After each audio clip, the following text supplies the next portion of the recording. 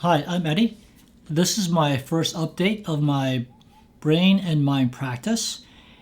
It represents my first 3 weeks of practice. I know in the intro I mentioned updating every 2 weeks, but after 2 weeks I felt like maybe I should present it after 3 weeks because I'll have more to say. In terms of steps forward, I have been able to cut back severely on the media and social media. Again, I have not completely cut that off because there are certain people or topics I'm trying to follow. I have done intentional consumption of materials that are either Buddhist or non Buddhist. I have been meditating regularly. Ideally, in the future, I want to meditate 30 minutes a day in 2 sessions or more. But in the past 3 weeks, I wanted to meditate 20 minutes a day in 2 sessions.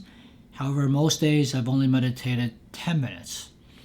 And there's plenty of monkeys jumping around, and sometimes I do follow, though I do try to cut that off. I can say that doing certain tasks now versus several months ago or a couple of months ago, there are differences in terms of focus and not being distracted. I've also incorporated Yoga Nidra into my practice. I've been doing that, I would say, maybe half the time, even though I would like to do it on a daily basis because it provides deep rest and de-stress per Dr. Huberman Lab podcast. And that's part of my original plan as well as part of the 5 pillars from Dr. Majid Fotuhi. I've also been reading Thich Nhat Hanh's Understanding Our Mind fairly consistently. And in the 3 weeks, I've covered 15 chapters. Probably could have covered more, but some chapters require more than a day or so. And I also want to take a break once in a while. I'll go more into that a little bit later. Now, in terms of things that did not go so well, are the other practices that I wanted to do. The 5th pillar in the Invincible Brain book is the cognitive exercises. Because of my original focus on de-stressing, on meditation, on focus, these cognitive exercises have been pushed down in priority, and thus I have not done much of these exercises. So there are a lot of room to improve. How am I tracking my progress? In the Invincible Brain book, Dr. Fotuhi would give his patients medical exams or scientific exams, as well as, I would call them, subjective, qualitative questions on their feelings, on their performance. I also want to do those. So, for example, I wanted to also measure medically or scientifically, but I didn't want to go out and get the exams. So I bought myself a fitness health tracking watch. However, I wore that for about a week or so, and my skin got really irritated. I guess I have sensitive skin, so that's out the door. In terms of the qualitative questions, now he has a lot of questions, and they pertain to certain areas. I didn't really want to follow that. I just wanted to create something very simple for myself. So I adapted it to more of a task-oriented type of questioning and scoring. Like, did I sleep well? Did I exercise? Did I do my meditation? Did I do X, Y, and Z? And I have 11 items, and each of the scoring is from 0 to 10. If I didn't do anything, it's a 0.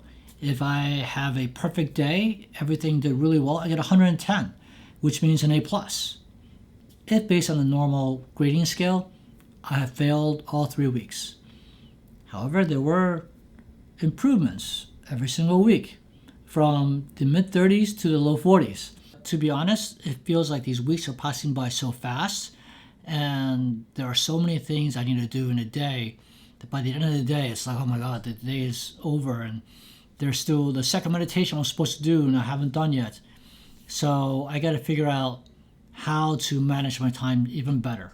But Dr. Fotuhi mentioned in his book that, Regular people have a lot of regular things they gotta do, and it may not be possible for people to do all the 5 pillars or focus on all the 5 pillars at once.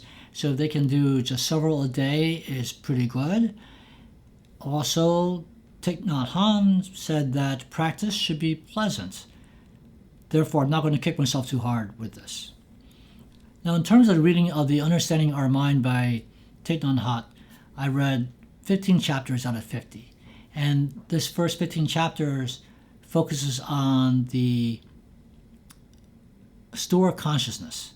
In the earlier chapters, he kind of established the foundational understanding of the store consciousness, the seeds, how it's being passed, how it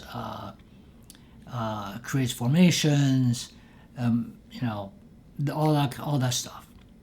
If you don't know what they are, first it's very Yogacara, and the store consciousness is the 8th level of the consciousness. I'm just going to explain based on my understanding, and I'm just someone interested in Buddhism, so please, go read it on your own or go study on your own with a Sangha or with a teacher. There are the 5 consciousness, like the eye conscious, the nose conscious, the smell, the taste, the feeling, the hearing, that's 5. And the mind is a 6, where it kind of brings everything together, interprets. And then the 7th is, the book calls it manas, and I call it like the ego, where, there's a self. And then the 8th is where everything is stored. I guess that's called storehouse. Like, there are seeds that you do something and it creates a seed and it goes in, and that seed could grow into something else. Those are like in the beginning chapters, but that's kind of my understanding in a couple of sentences. Now, maybe I'm a little self-absorbed, or maybe because I'm so focused on what I'm doing, I felt many of the chapters were very relevant to what I'm doing right now. For example, he talks about that practice should be pleasant, and we should know our limits in terms of what we can or cannot do. And I've made changes in my daily habits or daily activities, and I feel like I've reached the limit of what I'm able to do. And therefore, I need to make more changes to be able to practice more, but in a pleasant way. And then another chapter, he talks about habit energies, where we form habits because of various different influences. Maybe it's from your seeds, maybe from external factors, whatever it is. There are these, what I call habitual tendencies, and he's talking about habitual energies. And he talks about how to alter those behaviors. He also talked about quitting smoking, which is something I mentioned about me doing so years ago in my intro video. And so definitely going to try to apply the recommendations he had, put in the chapter. And then the next chapter, he talks about how our perceptions directly affects our happiness and suffering. We don't see things as they really are. That's, very Buddhist, and I think if you're into Buddhism, you will understand what that's saying. If you're not, of course, then anyways, it gave me an opportunity to really try to rethink about a lot of things. I mean, I knew about this from a lot of other types of readings, but it's nice to reread this in this particular time in my life and contemplate. I guess I'll say it that way.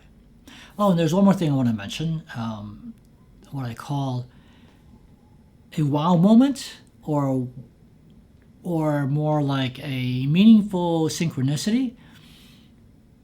I was reading chapter 13, and chapter 13, Thich Nhat Hanh introduces Avatamsaka Sutra, where there's the Indra's net, and in the interlinking parts of the net, there are these jewels that if you look inside the jewels, you'll see the jewels by themselves as well as being interconnected with all the other jewels. And so all is one and one is all kind of thing. Like, anyways, weeks earlier, going through my mail, I found a Dharma talk presented by Tricycle, and I reserved it. And so, in the midst of reading that chapter, I saw on my calendar, oh yeah, there's a Dharma talk from Tricycle. So I listened to the Dharma talk, and that Dharma talk was talking about Avatamsaka Sutra.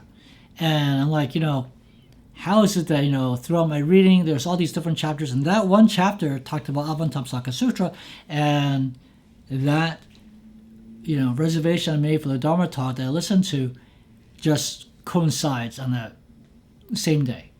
And of course, it reinforced my learning and et cetera, et cetera. You have to be someone like me to appreciate that or to make that into a wow day or a wow moment. And so that's my update. And thank you very much. Till next time.